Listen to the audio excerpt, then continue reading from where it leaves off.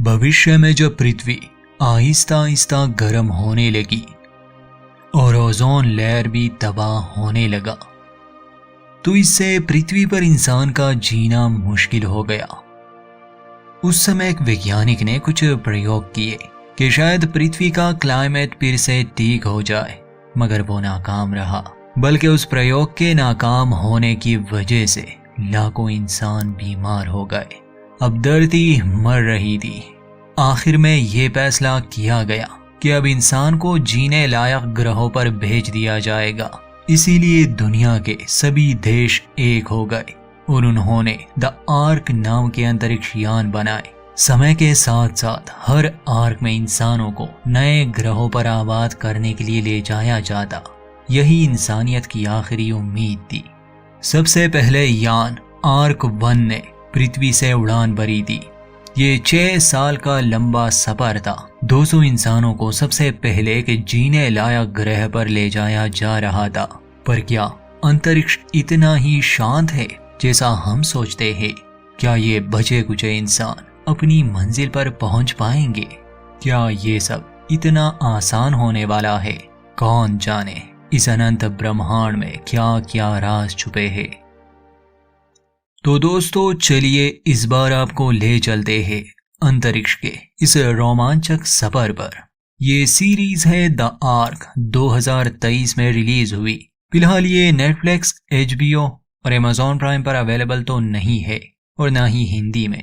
ये हमारे लिए कुछ दिन का सफर होने वाला है, इसलिए अगर सब्सक्राइब नहीं किया तो कर दे।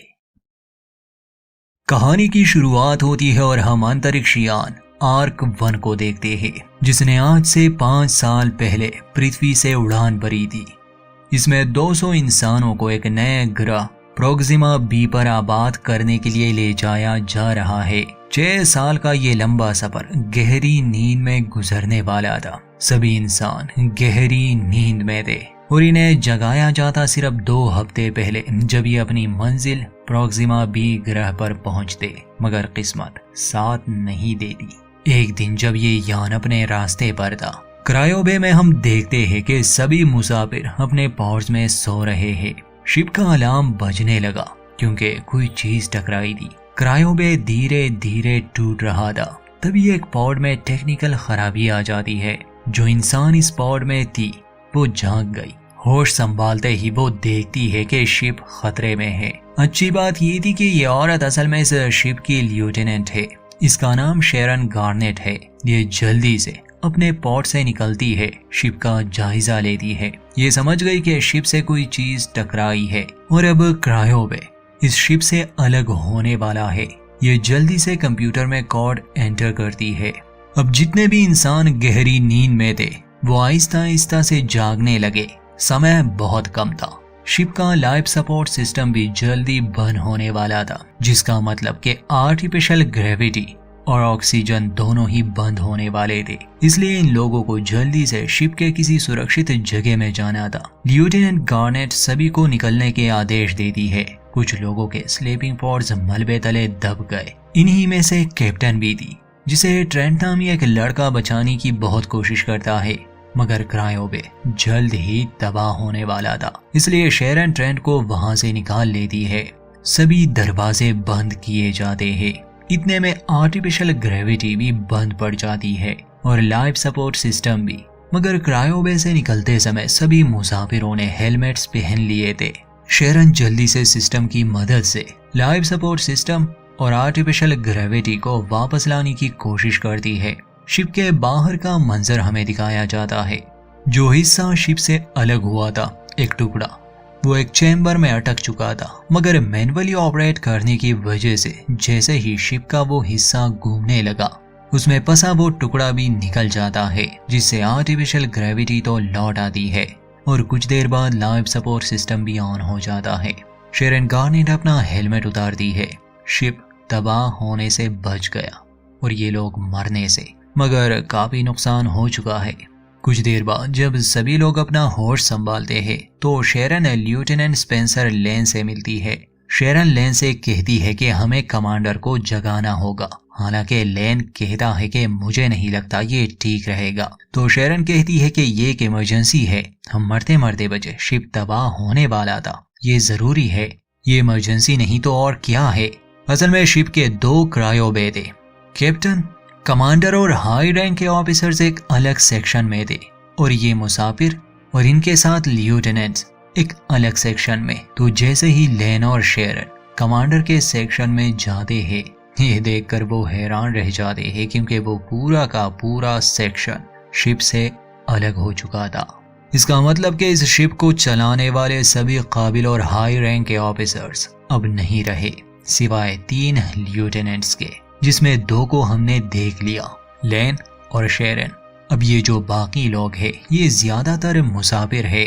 अभी द आर्क 1 स्पेसशिप में 150 इंसान जिंदा है। ये सभी किसी न किसी फील्ड से है, मगर ये उस ग्रह को आबाद करने के लिए जा रहे थे। ये सभी प्रोफेशनल थे। इन्हें इस यान की थोड़ी बहुत ट्रेनिंग भी मिली थी, मगर इनके आने का मकसद इस शिप को चलाना या इस पर काम करना नहीं था, सिवाय कुछ लोगों के। खैर, जैसे जैसे ये कहानी आगे बढ़ती जाएगी आप सब समझ जाओगे, मगर अब आप ये बात याद रखें, प्रॉक्सिमा बी तक पहुंचने में 1 साल लगने वाला है। ये शिप डैमेज है, 150 लोग नींद से जाग चुके हैं और कुछ भी हो सकता है। यहाँ इनकी मदद के लिए कोई नहीं आने वाला और इन्हें जिंदा रहना है। खैर, बैक टू द स्टोरी। कुछ समय के बाद सभी लोगों को मेडिकल बे में लाया जाता है क्योंकि ये सभी पिछले 5 सालों से सो रहे थे और इनके शरीर में काफी बदलाव आ चुके थे। समस्या ये थी कि सिर्फ एक ही डॉक्टर बची थी उस हादसे में, संजीवनी कबीर, जो कि एक इंडियन है। और अब 150 लोगों की सेहत का ख्याल रखना, उन्हें जिंदा रखना, उनका इलाज करना, ये उसी की जिम्मेदारी होगी, जो कि बहुत मुश्किल होने वाला है। धीरे धीरे अब हम कहानी के सभी कैरेक्टर्स को जानने की कोशिश करेंगे। जब सभी का मेडिकल चेकअप हो रहा था, एक लड़का आता है। इस लड़के का नाम एंगस है। एंगस एग्रीकल्चर डिपार्टमेंट से है और वो भी अकेला ही बचा है, मगर है काफी काबिल। इसी बीच हम एक और फीमेल कैरेक्टर जिसका नाम केट है, उससे भी मिलते हैं। केट भी एक डॉक्टर है, मगर वो साइकेट्रिस्ट है और साइकेट्रिस्ट से ज्यादा वो एक सेलिब्रिटी है। खैर, केट की क्या कहानी है आगे जानेंगे। थोड़ी देर बाद मिडबे में शेरन आती है और आवाज लगाती है कि क्या यहाँ लिeutenant जेम्स है। तो ये है हमारा तीसरा लिeutenant, ये स्कॉटलैंड से है। यहाँ तकरीबन सभी लोग अलग अलग देशों से है। शेरन जेम्स से कहती है कि अब से तुम्हें सेंट्रल कमांड में काम करना होगा, जिस पर जेम्स बताता है कि मैं नेविगेटर हूँ, मगर शेरन उसे कहती है कि तुम्हें अब सेंट्रल कमांड में ही काम करना होगा। खैर, जेम्स मान जाता है और समझ भी जाता है कि कुछ तो गड़बड़ है। अब चल क्या रहा है ये थोड़ी देर में सभी को पता चल जाएगा, क्योंकि अब सभी कमांडिंग ऑफिसर्स नहीं रहे, शिप को संभालना भी तो है। अब हम कहानी के एक और अहम फीमेल कैरेक्टर एना माल्कोविच से मिलते हैं। एना एक इंजीनियर है और इस समय वो सभी हेलमेट्स में ऑक्सीजन भरने का काम कर रही है। तभी कुछ और हेलमेट्स को लाया जाता है। जो आदमी इसे लाता है इसका नाम जेस्पर है। जेस्पर की अपनी ही एक कहानी है। अब धीरे धीरे कैरेक्टर ज्यादा होने वाले हैं। शायद ये पहले पार्ट में आपको थोड़ा कंफ्यूज करे, मगर बाद में आप सभी को अच्छी तरह से जान जाएंगे। एना के पास ऑक्सीजन खत्म होने वाली थी, इसलिए वो जेस्पर से कहती है कि तुम और साइलेंडर्स ले आओ, मगर जेस्पर बदतमीजी करता है और एना की बात नहीं मानता। इसका मतलब कि आधे हेलमेट्स बिना ऑक्सीजन के रह गए। याद रखिए, यहाँ पर हेलमेट्स को 2 सेक्शन में रखा गया है और दोनों जगहों का दरवाजा अलग अलग है। जेस्पर के जाने के बाद वहाँ आता है हैरिस नामी लड़का। वो भी इंजीनियरिंग टीम में ही था, मगर असल में उसका और एना का चक्कर चल रहा था। उस समय एना उस पर गुस्सा करती है कि तुम्हें ऐसे नहीं आना चाहिए, किसी को शक हो जाएगा और मैंने तुम्हें बहुत मुश्किल से अपनी टीम में शामिल किया है। मगर हैरिस कहता है कि अब ये लोग कुछ नहीं कर सकते, क्या ये हमें स्पेस में फेंक देंगे? तो एना कहती है कि इनका कोई भरोसा नहीं। कुछ देर बाद हम देखते हैं कि सभी लोग एक जगह जमा हुए हैं। एंगस यहाँ एक लड़की एलिशिया से मिलता है। एलिशिया बहुत ज्यादा बातें करती है और वेस्ट मैनेजमेंट में है। खैर, कुछ देर बाद शेरन आती है और सभी को हाल ही में हुए इस हादसे और शिप के स्टेटस के बारे में बताती है। शेरन कहती है कि हम सभी पिछले 5 साल से गहरी नींद में थे। हमें 1 और साल लगने वाला है प्रोक्सिमा बी ग्रह पर पहुंचने में। उनमें से एक पूछता है कि हमें ये नहीं बताया गया कि शिप को क्या हुआ था। शेरन जवाब देती है कि हमें भी नहीं पता, शायद कोई एस्टेरॉयड टकराया होगा, स्पेस जंक या फिर शिप में ही कोई ब्लास्ट हुआ होगा। हमें अभी तक सही से नहीं पता, पर हम इसकी जांच करेंगे क्योंकि हमारे पास कोई रिकॉर्डिंग भी नहीं है। जेम्स बताता है कि अच्छी बात यह है कि नेविगेशन सिस्टम सही से काम कर रहा है और हम अपने रास्ते पर है। फिर लेन बताता है कि शिप का कुछ हिस्सा डैमेज हो चुका है, जिसमें पानी को रिसाइकल करने वाला यूनिट भी शामिल है। मतलब कि हमारे पास बस 4 हफ्तों का पानी ही है। हम इसे नहाने या कुछ धोने के लिए इस्तेमाल नहीं कर सकते, सिर्फ पीने के लिए। ये सुनकर सभी लोग घबरा जाते हैं, मगर शेरन उन्हें कहती है कि इन 4 हफ्तों में हम पानी वाले प्रॉब्लम का हल ढूंढ लेंगे, इसलिए फिक्र ना करें। ट्रेंट पूछता है कि अगर हम ठीक ना कर पाए फिर? तो शेरन कहती है कि हमें पॉजिटिव सोचना होगा। केट पूछती है कि चलो मान लिया पानी का कोई ना कोई हल निकल आएगा, पर खाने का क्या हमारे पास 1 साल के लिए खाना भी है, वो भी 150 लोगों के लिए? तो शेरन कहती है कि सिर्फ 6 हफ्तों के लिए है, मगर हम इस पर भी काम कर रहे हैं। ये सुनते ही केट कहती है कि मुझे कमांडर से बात करनी है। तो शेरन सबको ये बात बता देती है कि अब वो नहीं रहे। हाई रैंक के सभी ऑफिसर्स मर चुके हैं। उस हादसे में उनका क्रायोबे शिप से अलग हो चुका है और अब सिर्फ हम 3 ल्यूटेनेंट ही है, जिसका मतलब कि हम ही यहाँ के हाई रैंक ऑफिसर्स है। ये जानकर सभी को झटका लगता है। जब वो पूछते हैं कि इंचार्ज कौन होगा, तो शेरन आगे आती है कि मैं इंचार्ज हूँ, क्योंकि शिप के बारे में मैं सबसे ज्यादा जानती हूँ। हालांकि ये बात लेन और जेम्स को ज्यादा अच्छी नहीं लगती, क्योंकि वो दोनों भी शेरन की तरह ल्यूटेनेंट ही थे। शेरन सबसे कहती है कि यहाँ इस जहाज पर हर इंसान किसी ना किसी फील्ड से है। अगर हम मिलजुल कर काम करें तो हम जिंदा रहेंगे और हर मुश्किल का सामना करेंगे। खैर, वो एक भाषण देती है जो सबको एक नई उम्मीद देता है।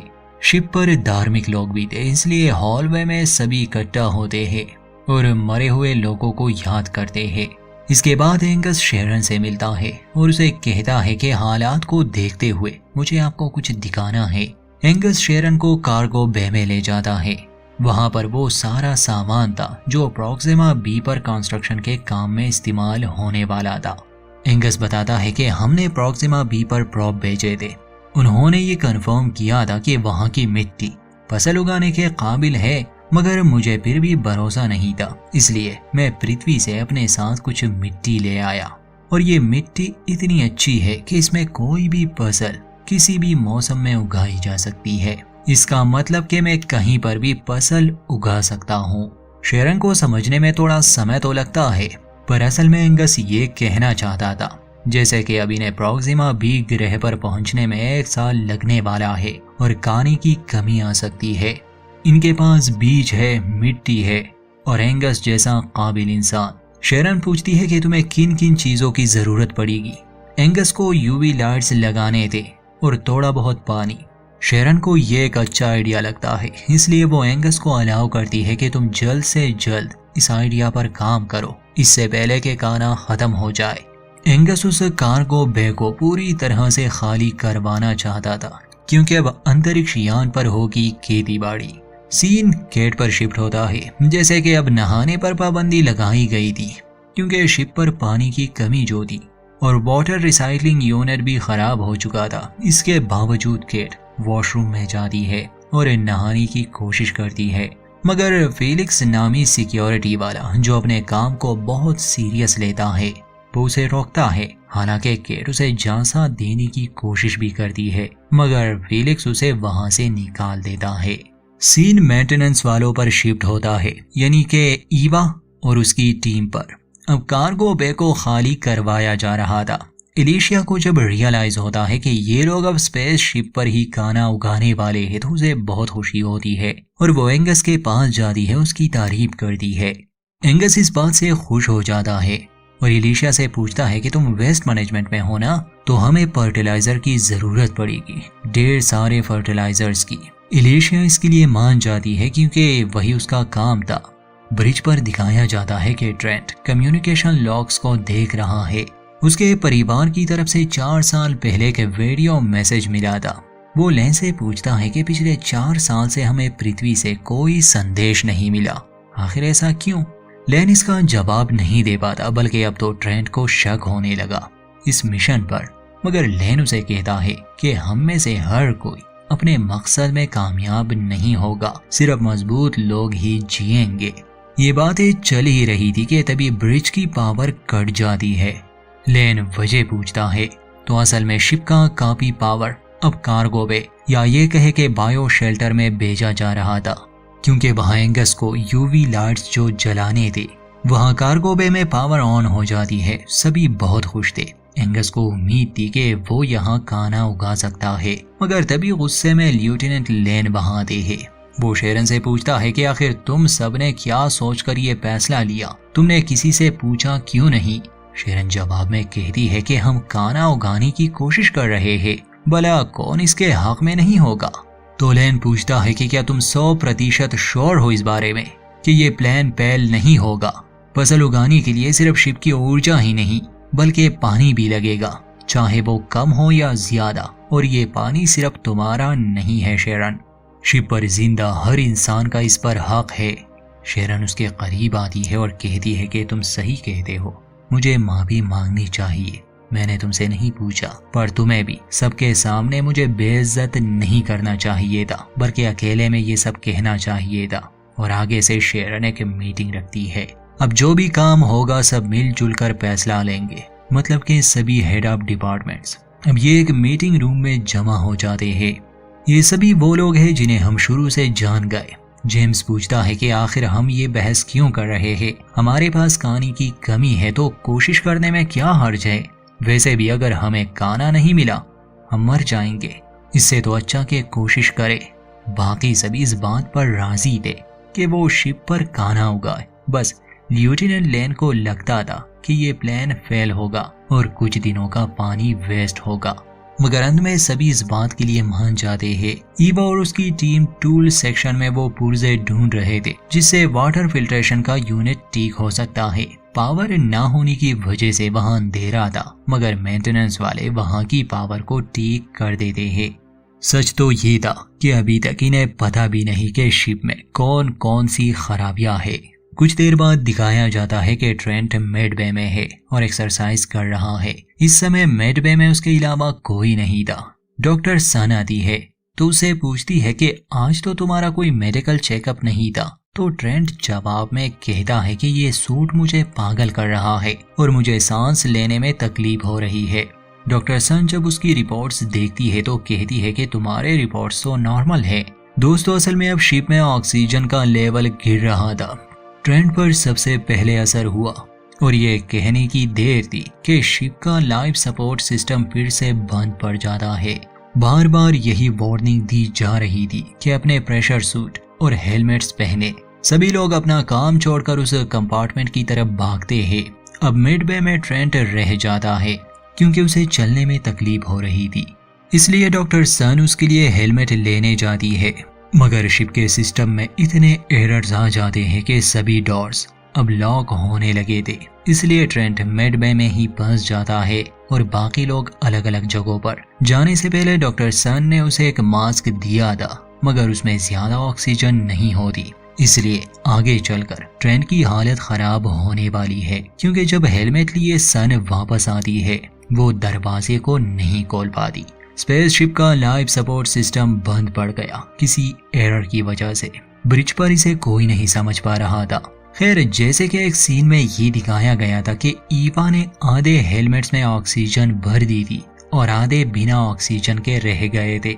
वो लोग जो हॉलवे में पहुंच गए थे और बाद में दरवाजे बंद हुए तो सिर्फ ईवा ही उस जगह पर थी जहां सभी हेलमेट्स में ऑक्सीजन थी। बाकी जो लोग थे उनके हेलमेट्स में ऑक्सीजन नहीं थी और ये बात ईवा सबसे पहले नहीं बताती क्योंकि उसे उम्मीद थी कि दरवाजा खुल जाएगा और सभी उसकी तरफ आ जाएंगे। सबसे बड़ी मुसीबत ये थी कि उन फंसे हुए लोगों में हैरिस भी शामिल था, यानी कि उसका बॉयफ्रेंड। वहाँ ब्रिज पर सिस्टम से वो लाइफ सपोर्ट इंजीनियर की जानकारी निकालते हैं। वो था जेस्पर शुरुआत में दिखाया गया था। जेम्स और बाकी सब उसे ढूंढने लगे, मगर जेस्पर ये सब सुनकर भी छुपने की कोशिश कर रहा था। और जब उसे लाया जाता है, सिस्टम के सामने उसे बिठाया जाता है, तो वो अपना असली चेहरा दिखाता है। असल में वो रियल जेस्पर वो इंजीनियर नहीं था जो लाइफ सपोर्ट सिस्टम को कंट्रोल करता है। वो एक क्रिमिनल था। उसने असली जेस्पर के साथ क्या किया कोई नहीं जानता, पर अब शिप में सभी लोगों की जान खतरे में है, क्योंकि ये आदमी सिस्टम के बारे में कुछ नहीं जानता था। वहाँ ईवा ने भी हैरिस को सच बता दिया कि उन लोगों ने जो हेलमेट पहने हैं उसमें ऑक्सीजन नहीं है। ये जानकर सभी घबरा जाते हैं। ईवा बार बार ब्रिज पर संदेश भेज रही थी कि हमें मदद चाहिए, लोग फंसे हैं और ऑक्सीजन नहीं है। मिडबे में ट्रेंट फंसा था। डॉक्टर सन गई थी और लोगों की मदद लाने, क्योंकि कोई भी डोर पासवर्ड एंटर होने के बाद भी डोर ओपन नहीं हो रहा था। जो मास्क ट्रेंट को दिया गया था अब उसमें भी ऑक्सीजन खत्म हो गई थी। वो मरने लगा था, मगर ढूंढने पर उसे कुछ साइलेंडर्स मिल जाते हैं। वो कुछ साइलेंडर्स लेता है और डोर के लॉक को हैक करके बाहर आता है, मगर जाते जाते वो कुछ साइलेंडर्स को छुपा देता है। अब ये उसने क्यों किया, याद रखे आने वाले एपिसोड्स में आप समझ जाएंगे। इतने में डॉक्टर सन भी आ जाती है और ये देखकर वो खुश थी कि ट्रेंट ने खुद को मिडबे से निकाल लिया है। ब्रिज पर सभी लोग घबराए हुए थे, क्योंकि बिना ऑक्सीजन के सभी मर जाएंगे। तभी एलिशिया आती है। उसके पास आईटी की भी डिग्री थी, इसलिए वो जल्दी से एरर को समझ जाती है कि ये तो सॉफ्टवेयर में ही कोई एरर है। वो अपनी कोशिश करती है, मगर तब तक बहुत देर हो चुकी थी, क्योंकि हॉलवे में फंसे लोग अब मरने लगे थे, खासकर हैरिस। हालांकि डॉक्टर सन और बाकी टीम उनकी मदद के लिए पहुंच जाते हैं और एलिशिया सिस्टम से एरर को भी खत्म कर देती है। मगर ईवा का बॉयफ्रेंड हैरिस अब नहीं रहा, और सबसे बड़ी बात, उस बहरूपिये जेस्पर को अरेस्ट किया जाता है, क्योंकि उसने एक ऐसे इंजीनियर की जगह ली जो लाइफ सपोर्ट सिस्टम को कंट्रोल करता था। एलिशिया जब जान लेती है कि शिप के एक हिस्से में ऑक्सीजन लीक हो रही है, इसलिए लेफ्टिनेंट लेन बाहर जाते हैं और उस लीकेज को बंद कर देते हैं। तब जाकर शिप का सिस्टम स्टेबल हो गया। सभी एलिशिया की तारीफ करते हैं, हालांकि वो वेस्ट मैनेजमेंट में थी, मगर काबिल बहुत थी, इसलिए जेम्स उसे उस पोस्ट से हटाकर अपने साथ ब्रिज पर रखता है। ईवा बहुत दुखी थी और जेस्पर को अरेस्ट किया गया था। जब शेरन उससे पूछताछ करने जाती है कि उसने ऐसा क्यों किया, तो वो कहता है कि लाइफ सपोर्ट एरर का सवाल ही पैदा ना होता अगर हम अपने समय से पहले ना जागते या शिप डैमेज ना होता, इसलिए मैंने उस इंसान की जगह ली। शेरन कहती है कि मैं तुम्हें मौत की सजा सुनाऊंगी, मगर यहाँ जेस्पर चालाक निकला। वो कहता है कि मैं तुम्हारा एक राज जानता हूँ और मेरे पास फुटेज भी है। वो फ्लोरिडा की कोई बात करता है, जिसे सुनकर शेरन के चेहरे के हाव भाव एकदम से बदल जाते हैं। मीटिंग में सभी ये डिसाइड करते हैं कि वो जेस्पर के साथ क्या करें, क्योंकि ये डेमोक्रेसी है, इसलिए जेस्पर को लाने का फैसला किया जाता है कि वो अपने बचाव में क्या कहता है। मगर जब ये लोग उसे लाने जाते हैं, वो मरा पड़ा था, किसी ने उसका गला काटा था। और इसी सस्पेंस के साथ इस पहले एपिसोड का दी एंड। दोस्तों, ये कहानी कंटिन्यू है, चैनल के साथ जुड़े रहिए, अपडेट्स जल्दी मिलेंगे।